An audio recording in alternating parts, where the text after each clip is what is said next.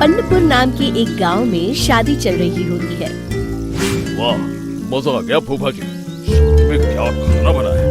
बाराती तो उंगलियां चाटते रह जाएंगे। हाँ, तुमने सही कहा।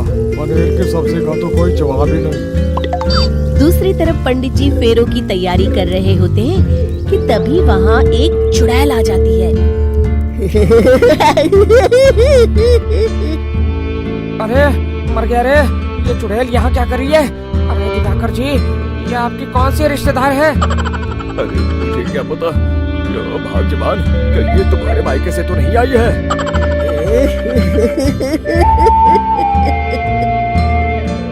तुम लोगों की इस गांव में बारात लाने की हिम्मत कैसे हुई?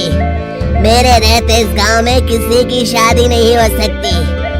अब तुम लोग देखो मैं क्या करती हूँ। अरे मर गया रे, मैंने सुना है ये जबान की पक्की है। भागो रे भागो, वरना ये चुड़ैल किसी को नहीं छोड़ेगी। हाँ, तुम सही कहते हो मोहन भाई। यहाँ से भाग लेने में ही हम सबकी भलाई है। देखते ही देखते शादी के मंडप में भगदड़ मच जाती है और चुड़ैल सब कुछ उजाड़ कर रख देती है।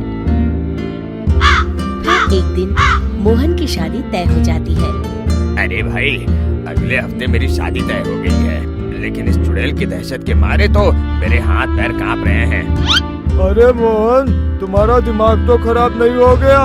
तुम अपने साथ साथ हम सब गांव वालों को भी बलि का बकरा बनाना चाहते हो? उस चुड़ैल के रहते तुमने अपनी शादी के बारे में सोच भी कैसे लिया? देखो गोपाल, डर तो मुझे भी लग रहा है, लेकिन उस चुड़ैल के डर से मैं जिंदगी भर तुम्हारा तो नहीं रह सकता। तभी वहाँ मोहन के होने वाले ससुर आ जाते हैं। अरे ससुर जी आप? देखो, अब तक मैं तुम्हारा ससुर बना नहीं हूँ और शायद बनूंगा भी नहीं। ये आप क्या कह रहे हैं? मैंने तो शादी का कोड भी सिलवा लिया है। मैं अपनी बेटी की शादी किसी अच्छे गांव में कराना चाहता हूँ। तुम्हारा गांव तो भूतिया गांव है, तो क्या अब तो कोई भी अपनी लड़की इस गांव वालों को नहीं देगा? इस तरह चुड़ैल के डर से उस गांव में किसी की भी शादी नहीं हो पाती। फिर एक दिन गांव के जमींदार अपनी बेटी की शादी करने का विचार करते हैं, लेकिन चुड़ैल के डर से उनकी भी हिम्मत जवाब दे देती है। अगर मेरी बेटी की शादी तय समय से नहीं हुई तो मेरी नाक कट जाएगी। मुझे कुछ करना ही होगा। एक सलाहकार के कहने पर जमींदार काशी से एक बहुत ही नामी तांत्रिक को अपने घर बुलवाते हैं, जो भूत चुड़ैल को पकड़ने में माहिर माना जाता था। जमींदार साहब, आप चिंता मत करिए। इस गांव की सीमा में प्रवेश करते ही मुझे उस चुड़ैल के बारे में सब पता चल गया था। आप उसे जल्दी से जल्दी कैद कर लीजिए ताकि मैं अपनी बेटी की शादी कर सकूं। जब वो चुड़ैल एक इंसान थी, ठीक उसकी शादी करने वाले दिन ही उसकी और उसके होने वाले पति की एक दुर्घटना में मौत हो गई थी। उसका होने वाला पति आज भी भूत बनकर जंगल में भटकता है। इसलिए जब तक चुड़ैल की शादी नहीं हो जाएगी, वो किसी और की भी शादी नहीं होने देगी। ये आप क्या कह रहे हैं? अगर वो भूत भी हमारे गांव में आ गया तब हमारा क्या होगा? ये आदमी बीच में बहुत बोलता है, इसे बाहर निकालो। उसके बाद तांत्रिक बताते हैं कि अगर उस भूत के साथ चुड़ैल की शादी करा दी जाए तो वो चुड़ैल हमेशा हमेशा के लिए उस गांव को छोड़कर चली जाएगी।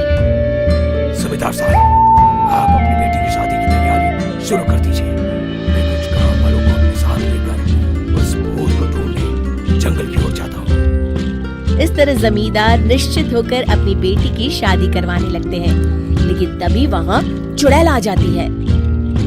मैंने तुम गांव वालों को समझाया था ना कि इस गांव में कभी कोई शादी नहीं करेगा।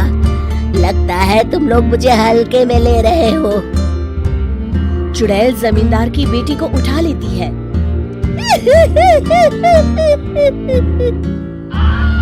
अब देखती हूँ बिना दुल्हन के तुम लोग शादी कैसे करोगे।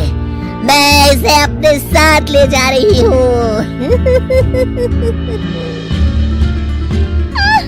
छोड़ मुझे, पिताजी, मुझे बचाइए। अरे कोई मेरी बेटी को बचाओ।